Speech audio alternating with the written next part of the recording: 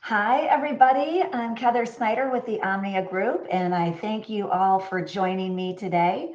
I put a quick question in the chat asking you to let me know where you are joining from. So please let me know. I'm here in St. Petersburg, Florida, where we are enjoying just another beautiful spring day. Thank goodness. As a Floridian, I always enjoy these last few days where it's low humidity and not so crazy hot because we know that our heat of summer is coming. So thank you. And Judy, I bet it's a little cooler up in St. John, New Brunswick. So thank you for being here. I'm grateful you are, and others, please let me know.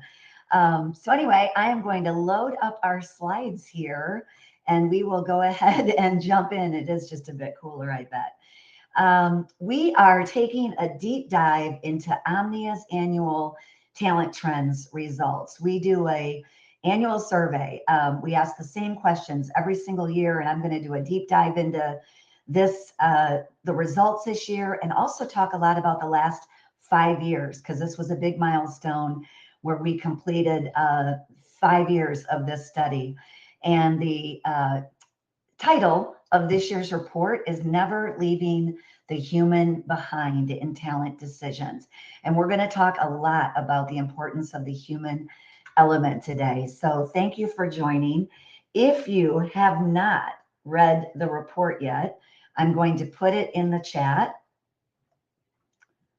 and you can download it anytime. And thank you, Cheyenne. Welcome from Omaha. And thank you. Yay, Clearwater, Florida. Someone here in my backyard. So great to see. And thank you, Jane, California. Wow, we are stretched wide today. I absolutely love it. We have a great group of people joining. I also got a big list, I think more than ever, of questions you submitted. I did my best to develop the presentation to answer a lot of these questions. A lot of you came to hear the deep dive about our report. We have lots of questions about AI, leadership, how to bring leaders along. What do we need to do to develop and get consistency? How do we prepare our workforce for AI? How do we prioritize and what do we need to do about talent development? So lots of good questions that I have incorporated into this message today. A lot of you also had a lot of questions about assessments and how to deploy assessments more effectively using the Omnia. So in the end, I will open it up for other questions and then provide an invite to another event we're having where there's a deeper dive on how to put Omnia to work for you. So, because today's focus really is about the trends. We have a good group of people on the webinar today who have never worked with Omnia, have not become a client yet. So let me just do a little bit of an overview about Omnia, who we are and who I am, and then we'll dive in. And again, thank you for being here. We're glad you are. So Omnia celebrated our 40th anniversary last year, and we're still celebrating. It's really awesome to be part of a company that's woman-owned, woman-led. We have the same founders still serving as our owner, and we've been in place since 1985. And we were really pioneers in workforce assessments. We help our clients make the most important decision you usually are going to make in business. It's one of the most expensive ones, and that is, who do you hire, and then how do you deploy them along the employee life cycle? And we do that through scientifically validated workforce assessments and host of industry benchmarks. We have in 40 years benchmarked just about every job you can imagine, from CEO to the receptionist, bookkeepers, sales, custodians, production line supervisors, any job you can imagine, we have a benchmark for it. And if it doesn't still fit exactly what you need, we have a customized benchmark process that a lot of our clients take advantage of. So that's Omnia. Now, just a little bit about me. I have the privilege of serving as Omnia's President and Chief Operating Officer. I've been here since 2020. I joined right before March of 2020. So those of you probably know what that was like. And I have spent my entire career helping organizations focus on what I think, again, is the most important thing in business, and that's your human element and what you need to do to get the most out of them and help them find joy and success in their work. I love to mentor. I go out and speak a lot. I write a lot of content. and just advocate for data-driven, people-first leadership. So again, it's just a joy to be at the helm at Omnia, and I love doing things like this today. I'm going to ask you to help me keep this engaging. Please pop any questions you have into the chat. I will answer them, as we're moving along on the content. And again, I'll open it up to Q&A at the end. But I love engagement, and I may pose some more questions for you as well. So keep those fingers handy on the keyboard. So about this study, like I said, 5 years of talent data that we have been measuring this, and why does it matter? So we're going to talk all about that. This year, we always aim to have about 350 to 500 people, and it gets harder and harder every year to get people to participate. I know we're a little all surveyed out. So if you responded and you remember, please pop it in the chat so I can say thank you.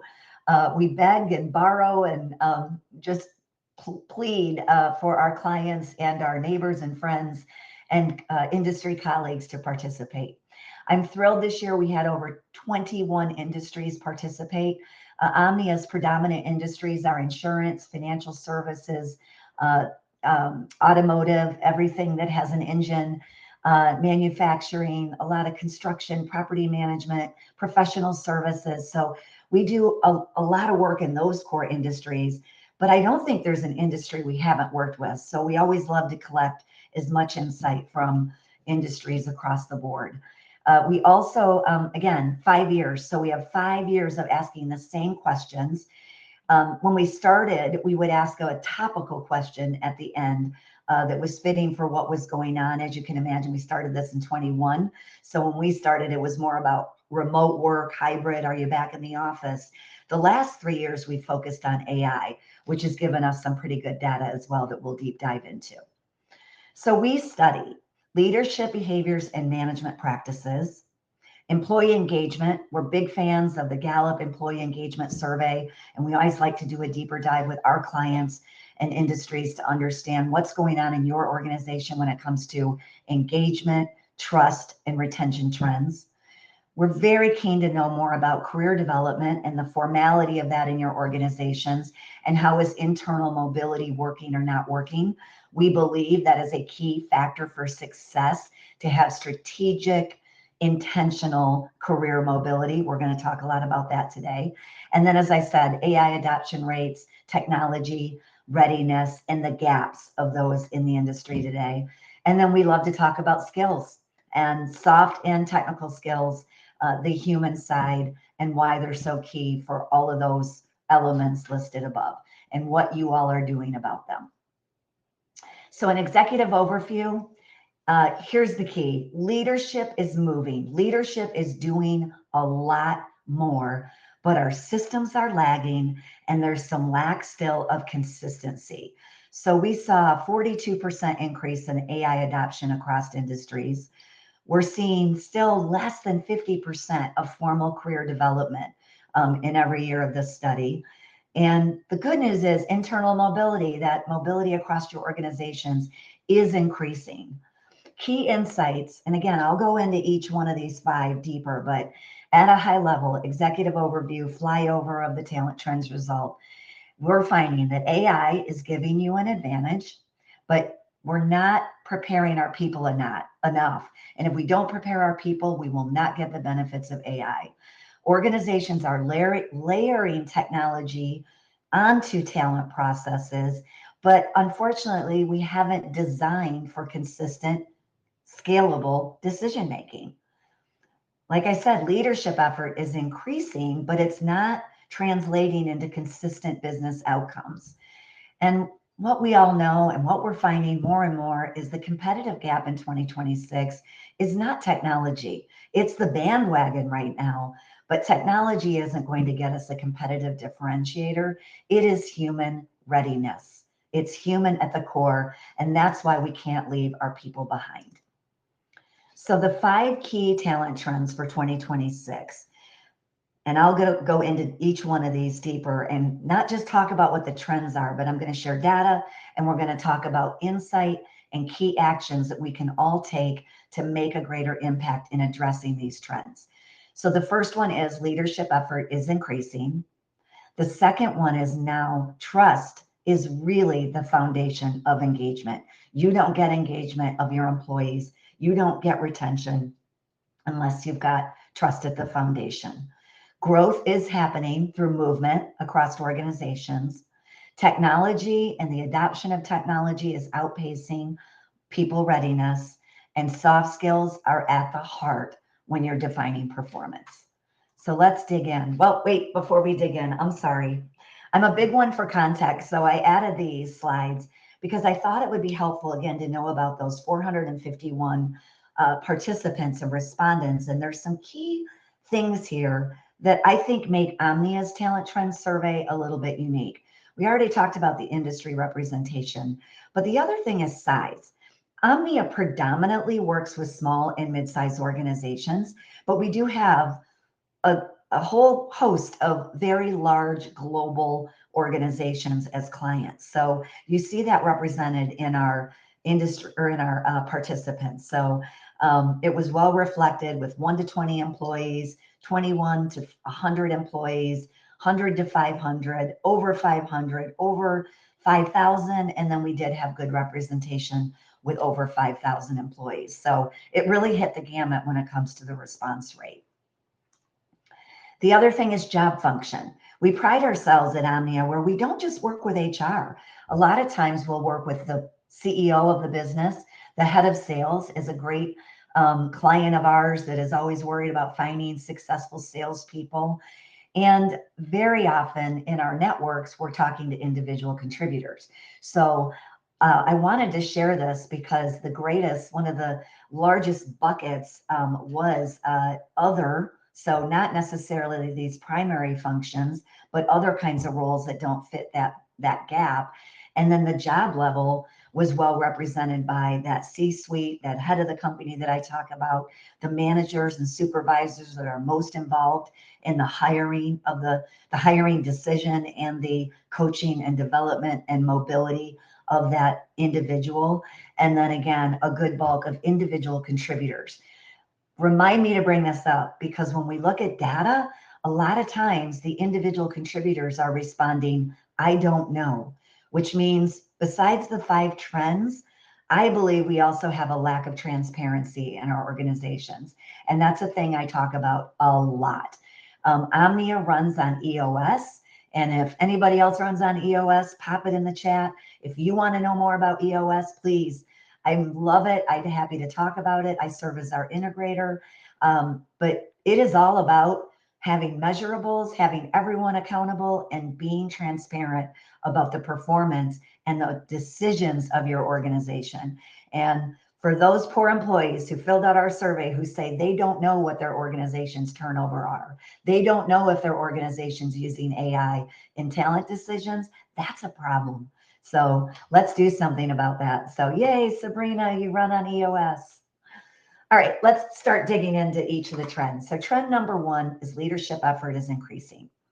So here's what we found, 73%. This is great news, 73.8%, almost 74, 75%, we could say if we rounded up, are conducting regular one-on-ones.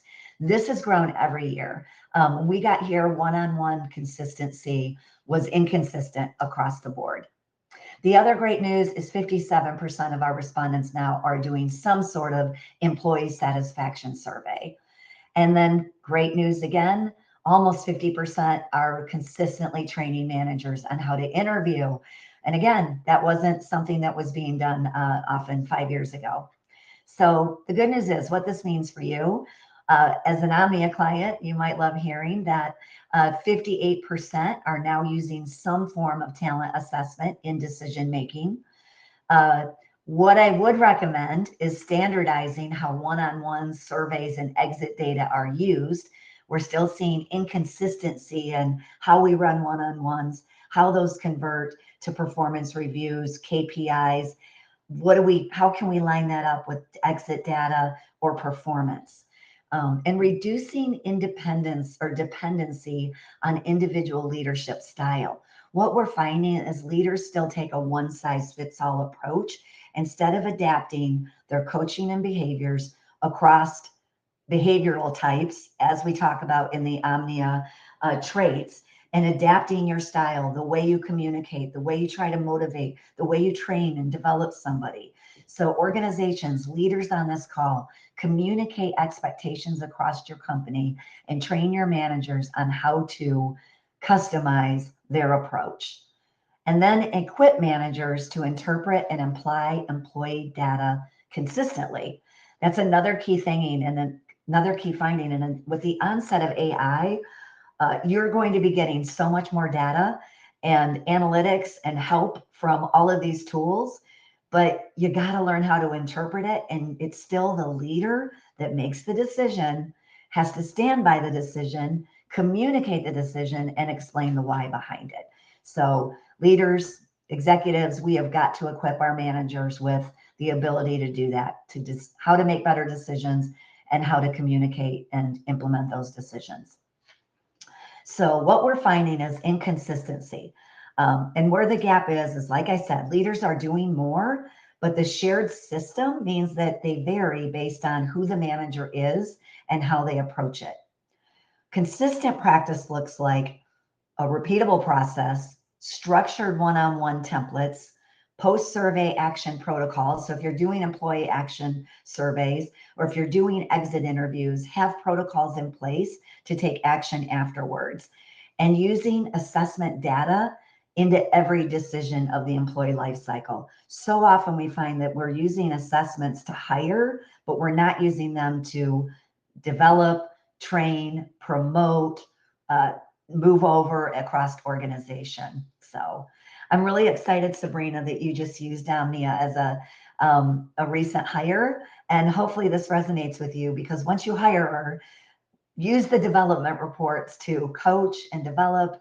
Use the development reports when you find you need to have a performance conversation, when something's gone off the rails. Use that data continually to shape how you communicate expectations, how you work together to diagnose maybe what's the root cause of any of the challenges you're seeing, or what's motivating the decisions that are going on to lead that great performance. So here's a repeatable leadership framework we can all use. I've got some notes on this I want to reference. The highlight of the repeatable process is to make sure, yes, we're collecting data. So those of you who aren't yet, start doing the employee satisfaction surveys, do the exit interviews. If you're using EOS, do the organizational health checkup and go deeper and wider on these. So collect the data, then look at ways to interpret it together. And we'll talk about that in a moment. Then set standards for what you're going to do with this data. Train your managers how to communicate and implement, and then measure the ROI. So when you're collecting the data, one of the data pieces that most of you have is assessment data. We know 60% of you are using assessments. The bulk of you are probably using Omnia. Use the assessments on every branch manager. And now layer that with your one-on-one completion rates. Which of your managers are doing consistent one-on-ones, and how does that correlate with their assessment data? I would bank on the fact that the ones who enjoy and are more assertive, enjoy time with their people, and are willing to have tough conversations and have that methodical, routine-driven approach are probably doing consistent one-on-ones. Now look at your employee data, your survey scores, your exit interviews. How do those correlate to your leadership profiles, and where do you have problems? Do you need another benchmark? Set some new standards for that. Create new benchmarks.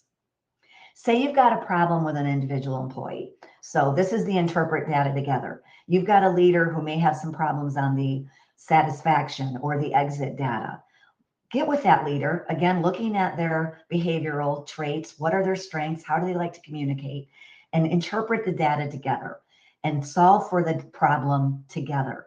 Or even better, if you've got an account manager who's struggling, look at their results, look at their KPIs, where they're having problems, and interpret the data together using that behavioral insight. Now set standards on how you're going to go about improving that data. How are you going to perform better? So if you've decided that you've got some problems, set standards for expectations around one-on-one consistency. Set standards for how often you're going to do employee exit surveys, and state of the company organizational health surveys. And now train your managers. Train your managers on how to interpret an Omnia profile if you haven't. And by the way, our team is available. We do free, unlimited one-on-one webinars to train your managers on how to interpret our data. So, but don't stop there. Now train your managers on how to communicate and how to vary their personality style based on the individual they're about to coach. And then finally, measuring the output. So once you've got benchmarks, once you have data, now you've got to identify what it is you're going to do, and you got to measure your outcome. So if you create a new benchmark, say for an account manager or a BDR, sets the outcomes that you're looking to achieve, whether they be sales KPIs, outbound calls, leading indicator activities, as well as lagging and indicators, and measure those results based on what you've changed.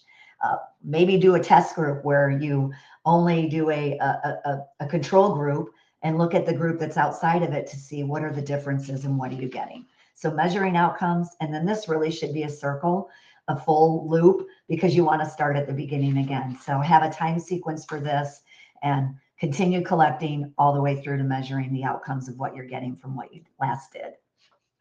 So hopefully that'll help us get more consistent with leadership practices.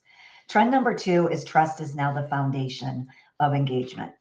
So 36% of you are experiencing an increase in turnover. We found that 68% of workers globally are saying their trust in their employers is declining. We're just not trusting our businesses anymore. And unfortunately, that number was higher by the Edelman survey pre-COVID, but that number has consistently declined since we got out of the COVID pandemic. And 26%, this is where that I don't know, are not sure if turnover is increasing or what's happening with turnover. So there's that lack of transparency in the organization.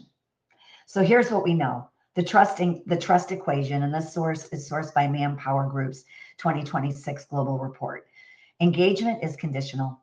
It's shaped by your credibility, not by compensation. People are choosing to work with the leaders. They're choosing leaders. They're leaving leaders. They're leaving toxic work environments. 1/3 of organizations are reporting frequent internal employee mobility as employees who are quietly testing their options. So your employees are raising their hand for a chance at another job inside the organization as a way to look at maybe this isn't going to work. It might be a leadership problem, but I'm not ready to leave. And trust erodes when leaders don't visibly listen and take action and share transparently what's going on in the organization. So important thing about those employee surveys, don't ask if you're not going to take action. Don't ask if you're not going to share the results openly. And 40% of organizations are still not collecting exit data. When an employee leaves you, you've got to find out why they left you. They're going to post it on Glassdoor. You don't want to find it out there. So build in anonymous ways to track why clients are leaving your organizations, why your people are leaving organizations. And here's how you can build it at scale. Here's how you can work on building trust. The single fastest way to destroy it is to ask for input and not act on it. So I love that quote, and we don't want to do that. So the first thing you want to do is listen visibly, conducting structured listening sessions, publishing what you've heard, and telling them what you're going to do about it, and then closing that feedback loop. Even if you're not going to take action on something, maybe it doesn't make sense financially, resource-wise, tell them, we understand this is important. It's not right now. Put it on a long-term issues list. Show that long-term issues list that we haven't forgotten. We're going to get to this down the road. So listen visibly. Act predictably. Following through on commitments is key. Don't tell your employees you're going to do something and then forget about it or never communicate it again. Have quarterly state of the company calls. Communicate how you're doing against those action plans, those quarterly goals. And then build decision transparency into your leadership cadence so employees see that consistently and not unpredictably. So again, that transparency helps them predict when we're going to meet, what you're going to tell us, how you're going to shape that info, and what you expect of us along the way, as well as employees. And then measure and report. I can't say it again. Start implementing exit interviews and stay surveys. We don't talk about these enough. But if you've got an employee that just passed a big milestone, and by the way, a big milestone now is 1 year, 2 years. I'm not kidding. The average tenure is less than 10, 18 months now in a sales position. So if you've got employees staying with you, sit down and ask them why. What makes their job great? What makes their company great, their leader great? Why are they staying? And share those results. Share the exit interviews and the stay surveys with your people. So again, trust is built over time. Expectations, when trust equals expectations, that you did what I thought you were going to do, that's when I'm going to trust you. And data drives visible action. So not just dashboards, but actually showing them that you took action. Trend number 3, growth is happening through movement. This is one of my favorite trends.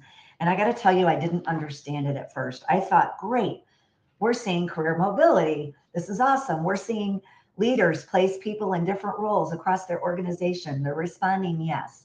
But hold the fort. There's some issues below the surface that say we're not doing this as strategically or intentionally as we could be. So the good news is 33% are reporting frequent internal movement. 26%, almost 27% of our respondents are doing formal career development. Remember, I said in every survey that number has always been less than 50%. So it's still not great that we don't have formal career development. And the problem is we're having movement without clarity. So what does that look like? So in a bank, it could be you are asking a teller to move into a loan officer position because you've discovered they're great with people and you really need a loan officer to get bigger deals in your bank. There's no training. The person you just assume is going to take that job on because the skills are transferable, and guess what? They're not. The person needs to be trained. They need to understand the difference in KPIs of being a loan officer versus a teller. They need structure. They need development. They need support. You're going to find you have a miserable employee.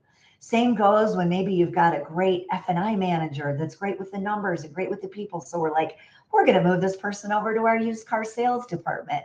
Well, guess what? All those people skills they got that they had and they enjoyed dealing one-on-one while they closed the car deal aren't working when we move them over to used car sales, and they're now having to do inventory management or analyze spreadsheets and make monthly decisions that have nothing to do with the day-to-day joy they got in that F&I role. So when employees move without clarity, structured development, not really being certain that the person has the job, you're going to get into some trouble. And in SMBs, especially small and mid-sized customers, every internal move carries weight. So clarity before movement is critical. So clarifying expectations and understanding core traits and how well they're going to fit. So another good time to bring out your Omnias to say, before we move that person, let's make sure we're clear. Let's look at the benchmark for the new role to make sure it fits the traits with the individual. So connecting movement to long-term readiness and capability, make that path visible, be intentional, and ask your employees, where do you want to be in this organization 3 to 5 years from now? And be intentional about setting that career path. I am so excited that in one of our client organizations that has a successful enterprise cafe, had their cafe manager's conversation about long-term career development, found out she was getting her accounting degree at the local university and didn't really want to be a cafe manager once she got that job.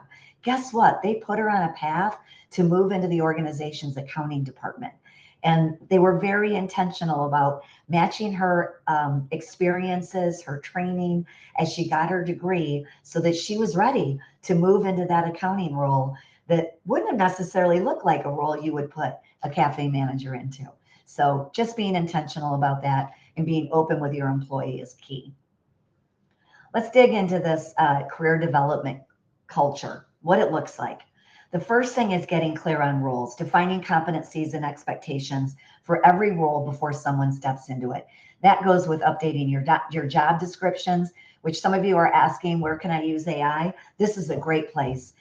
Interview your employees, upload job descriptions, have them go out and compare it to postings on LinkedIn and get updated, clear job descriptions, role clarity that really shows what does a day in the life look like for this job.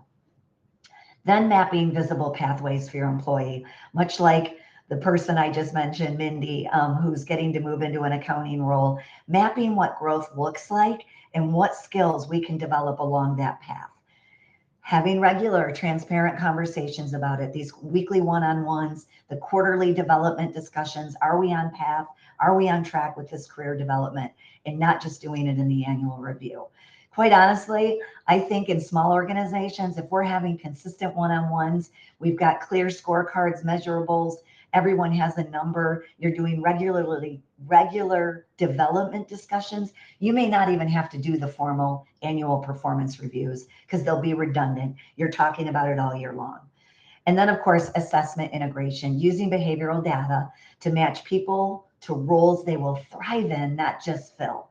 And again, it goes far beyond that first hire, but it's all the way through their career journey. And I just got to say, this report from LinkedIn says it clearly. Organizations with formal career development programs, formal career paths is what that means, see a higher retention rate, 34% higher retention rate than those who don't have it. All right, we're rounding the corner. Trend number 4. Technology is outpacing people, and a lot of you came for this one because you know it. This one's a lot about AI. So trend number 4 this year, we had a huge surge in AI adoption, up from 17%, almost 18% in a single year. So 42.3% adoption rate now. I'm going to point out something that's very interesting though. 42% of you said you're using AI now in talent strategies, but look at the 40% who aren't.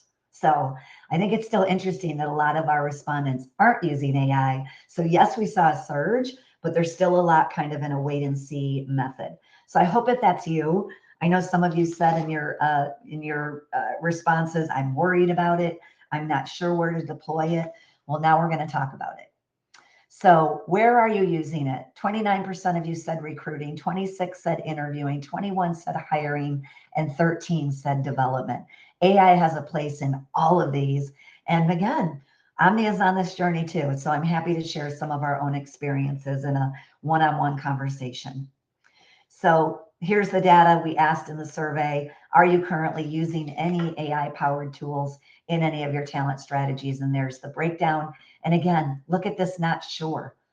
Almost 20% of our respondents said, we don't know if our organization is using AI.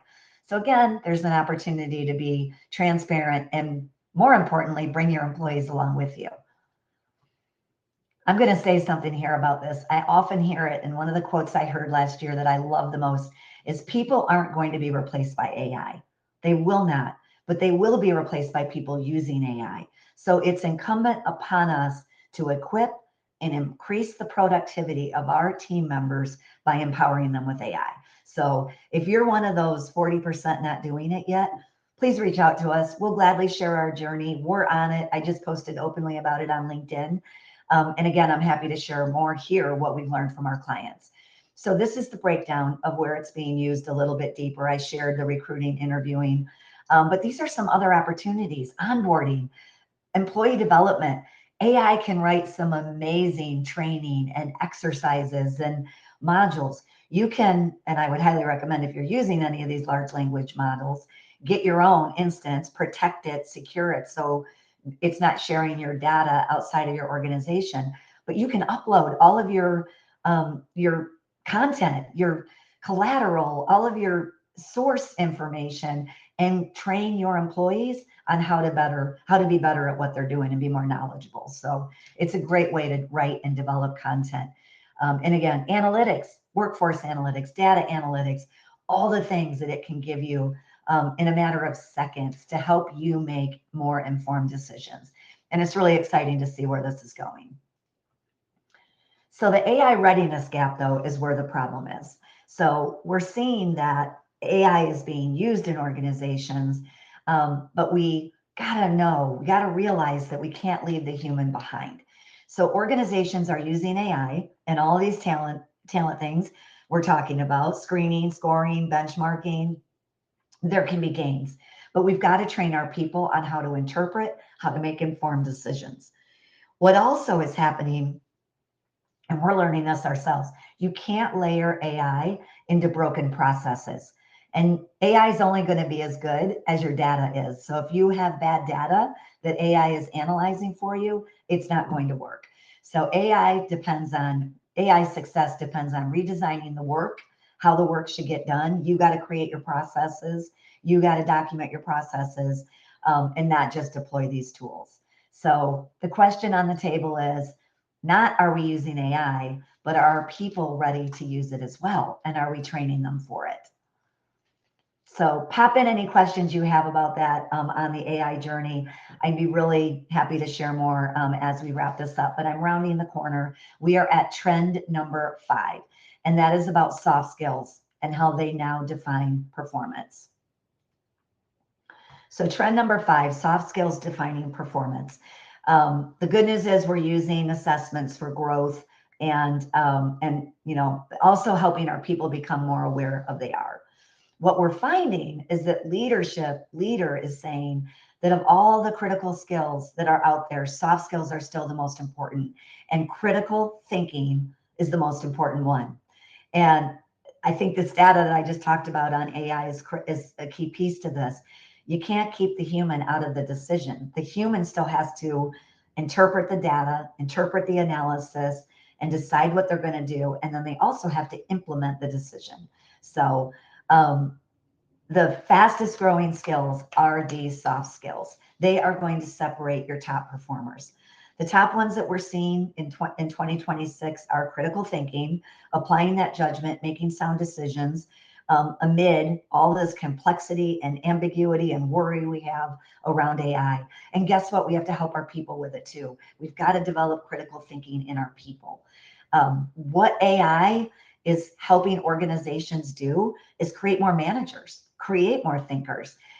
We're not having to do the mundane tasks. AI can do those mundane tasks for us. So now we are proofing, quality checking, giving feedback on those tests. Basically, all the individual contributors on your team are going to become supervisors and team leaders of your AI agents. Emotional intelligence. This is regarding your people, managing relationships, and leading with empathy. One thing we know that AI is still not is empathetic. They have no empathy. It may be developed down the road. I'm sure they're working on it, but right now it's the people, it's the one-on-one conversations, and emotional intelligence, and that ability to read the room, that ability to understand this person doesn't communicate like I do, and I need to adapt the way I communicate to them to get to the heart of this issue. So that leads to the next one, communication effectiveness, being able to translate complex ideas into clear direction, into clear format with a sequence of what's going to take place now, where are we going from here? And then ethical judgment. AI has no judgment right now. It just is looking at the data and feeding back to you what you're asking to be fed. So the skill is hardest to automate and most important in an AI era. And for those of you who are using Omnia, you know we measure judgment. It's behind the behavioral traits. It's in perspective. Perspective gets at the heart of how well that employee uses their judgment. So again, something good, a great data point to have on your leaders and as you're making decisions about putting people in critical roles in your company. So AI adoption around people readiness. This is where we're seeing it in terms of how ready are your people? Are we training them? Are we formally developing them? And are we using that data? So, and you can see it is growing every single place except formal career development. And if you're going to implement AI, invest in the training that goes along with it and adapt the training, offer customized one-on-one sessions that will benefit the people on your team who have different personalities. So AI looks different for someone who's very personable and engaging and wants to talk through how to use it. And it's very different for someone who's more on the analytical side or less risk averse, a more methodical person versus a fast-paced person. So adapt the formal learning you're going to use, adopt the approach as well. not just deploy formal learning in a one-size-fits-all approach. I'm looking at your comment, Jane.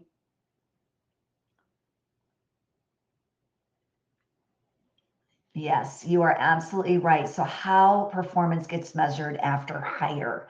I always like to use this one on, how much performance, how much output are we getting from an individual, and how much of a wake are they leaving in their, as they pass through, right? So we might be putting up with performance over the culture and the way they are treating people. We may have a leader that's driving great results, but they're going through people and costing you in turnover and hiring costs because they're burning their people out. So I think this is what you mean. If that's not the case, let me know. But the key is it's just as important to measure how people get their work done and how well they fit in your culture, in your team, and what are they doing long term as much as they're doing output short term on that result side. So let me know, Jane, if I didn't hit the mark there. All right, these are 3 questions every leader should ask when it comes to really looking at how we go, where do we go from here? So where are we focusing our leadership efforts, and is that effort becoming a consistent practice? So this is really key when you're thinking about this implementation and doing things the same way every time, and not just onesie Tuesday. Yeah, we did a couple of exit surveys, or we always do exit surveys with salespeople because they're our most expensive hire. So we do them, but maybe we don't do that in customer service, or maybe we're not looking at why we're losing staff in our accounting department or our collections department. So make sure you're applying it consistently. If you start with a survey format, and again, just like the trend survey, this data didn't mean a whole lot year 1, year 2, but once you've got 5 years of data, there's more of a story here because you can watch what's happening longitudinally. Same thing happens for your organizational surveys. So applying a consistent survey, whether it's the EOS organizational health checkup or an employee satisfaction survey or your customer surveys, any of those, just be consistent and do them over time.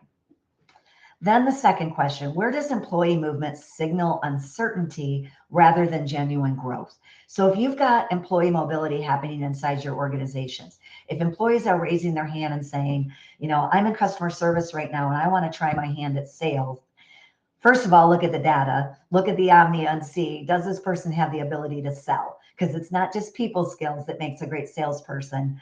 They have to go in for the close. They have to have self-drive. They have to be willing to take risks. They have to be resilient to hear no a lot. So look at the data and then also ask the why. Why does this employee want to move? Why are they motivated to move into a different position? Is it maybe because they don't want to leave the company, they like their colleagues, but they're not getting along great with their boss? Is it because they're frustrated because they haven't been given any development in that role and they've heard that there's another team that does a lot of great training in that group? So ask the why behind the signal when someone's raising their hand. And then be strategic and intentional when you are moving people. Don't just fill a seat. Don't just lift and shift someone to another place because you got an empty seat that's costing you money or losing you money not being filled. In the long run, it'll lose you money if you put the wrong person in the wrong seat for them. You got to put the right people in the right seats. And we're here to help you do that. And then finally, are your leaders prepared to explain and stand behind the people decisions as technology ramps up? So data is great. AI is great for analyzing data. But if you start making decisions based on data analysis, you quickly maybe you upload a spreadsheet about employee turnover or your budget, and you put it into a spreadsheet and you have Claude analyze it, and you decide you're going to take the actions Claude recommends and you just implement it across the board. What happens if you can't explain that data? Or what happens if the data is wrong? Or what happens if you communicate that over to your leaders to say, oh, we've decided we're no longer going to invest in this area because Claude said so. And now your manager can't defend that decision and your people are not quite sure how to interpret that. They're now like feeling unsteady. Trust is eroded. So any decision you're going to make using AI, whether it be about investment, whether it be about hiring, whether it be about how you're going to onboard differently. If you're going to screen resumes using AI, make sure everybody's on the same page for that screening criteria. So leaders have to be trained and have to stand up behind the people, the decisions that are being made with AI. And that's where the biggest gap is. So it's exciting to see what AI can do for us. But if we don't train and also supervise the AI to make sure it's accurate, that the data is correct, and that we are working together on these decisions that AI is recommending, but not making for us, we're much better off and will be much more likely to have success with the deployment of AI across our talent management strategies. So how Omnia helps you execute on these trends? The first one is leadership effort. I've talked about this a lot. Use our leadership report and look at the behavioral traits of your leaders and find out where their strengths and where their challenges are. Consider bringing your leaders together for team development and looking at the dynamics of your leadership. You should have a cross set of different behaviors inside your leadership group, your leadership teams. If everybody's alike, you've got too much of one thing and you don't have synergy in your organization. So look for in the data where you might need to build up some of those strengths and traits. Trust and engagement. Our data helps you do that by equipping leaders with this insight about all their employees and equipping employees with the data themselves. Once an employee has an understanding of their strengths and they have an action plan they can take, and they're part of the career development conversation, trend 3, now you've got trust, engagement, and career development all together. And that's what Omnia is here to help you do, is to help you build that self-awareness in your team members, help them think about what actions they're going to take to improve every day, where they need formal learning, where they can have a formal career path. And then AI readiness is all about adapting the implementation based on the traits of your people. AI implementation looks very different for a 1357 versus a 2468. And if you use Omnia, you know what I'm talking about. And if you don't, I'm happy to share for you. But that's very different AI implementation. And then finally, the major thing Omnia measures is soft skills. Soft skills, judgment, all of those elements. So we're here to help you execute on the most critical skills needed in the 2026 workforce today. So key takeaways. I'm asking you to audit your leadership rituals. Are you doing regular one-on-ones? Are they consistent and done in the same way? And are you using that for good? Are you taking the data and connecting it with other things? Are you closing the feedback loop? Are you listening verbally and then acting on what you're finding out? Are you creating development pathways before you start moving people randomly, or you see people moving on their own? So create those formal development and career pathways. Have you assessed AI readiness in your own team? Definitely do that. Look at AI readiness tools. You can have AI build you an AI readiness tool and then deploy a survey to see how ready are you. And then define and measure the soft skills that matter the most in your specific roles. So look at your roles, look at the critical soft skills. And great, Jane, I'm glad we were on the same page there. So what other questions do you have for me? I tried to get at the bulk, like I said. So pop any questions you have in the chat. And like I said, there were a lot of Omnia ones. So let me see if I can tackle a couple of those.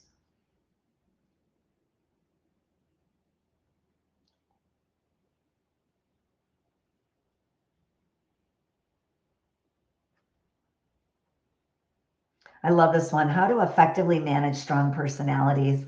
We've talked about leadership today, and leadership usually has strong personalities, right? The biggest thing a strong personality wants is the ability to win and to be at the helm of that win, you know, that drive, that ambition, that strong level 1 assertiveness. So they've got to be in a role where they can control their destiny. If it's a leader on your team, they still have to get things done through people. So if you've got strong personalities on your leadership team, they could benefit from coaching and development on how to temper that drive and that ambition, to be better listeners, to bring their people along with them. They also can benefit from having space to talk it out though. One of the hardest things about being a leader is how lonely it is, that you don't have necessarily someone you can go to and talk about what you're dealing with. So create space among your leadership team to have time to vent and to be able to live out that strong personality and vent and get it out in front of their peers, not their people. And then look at sources of conflict. Usually with strong personalities, we have sources of conflict that are happening. So what's getting at the heart of this question might be conflict. And if I haven't answered the question for you, please do let me know. I'm going to give you my contact info at the end, but hopefully some of those things will help. Is just know the person, what's driving the behavior, what's the problem with the behavior, what's the source of the problem, and then put a plan in place to deal with it. So for those of you who asked other questions about Omnia and how I can use Omnia to get better buy-in or engagement or to make better decisions, how can I use it to support talent development? How can I use it to, what was the other one? To determine whether a person is good for a new role. We offer a First Friday fundamental the first Friday of every single month. So this is the invitation to our upcoming webinar, June 5th. Tammy Santiago will be implementing this one. And I said the first Friday of every month, and we changed that. We now offer them quarterly, but you can go onto our website and see previous ones. Or if you want to participate live, which I highly recommend, I'm going to give you the link right now to participate, to register for Tammy Santiago's upcoming webinar. Tammy is a amazing subject matter expert at Omnia. She's a senior customer success manager. She's served our clients for over 20 years and knows a lot about how to deploy Omnia. So I highly recommend you participate in a First Friday fundamental with Tammy. And in the meantime, go back and listen to another one. And then I am going to share my contact info and an opportunity. Try it for yourself. For those of you who aren't familiar with Omnia, and you haven't used our assessment, we always offer a complimentary assessment, one per organization for a person in a leadership role, because you'll get a complimentary leadership report, your own personal behavioral profile, and a debrief with one of our one subject matter experts. So take us up on the QR code and feel free to connect with me if you want to talk more about AI deployment, 2026 talent trends, deploying Omnia in your organization, any of those things, I'm available, and there's my contact info, and we would love to hear from you. So thank you again for your participation today, and I look forward to seeing you at our next Takeaway Tuesday. Thank you all. Have a great rest of your week.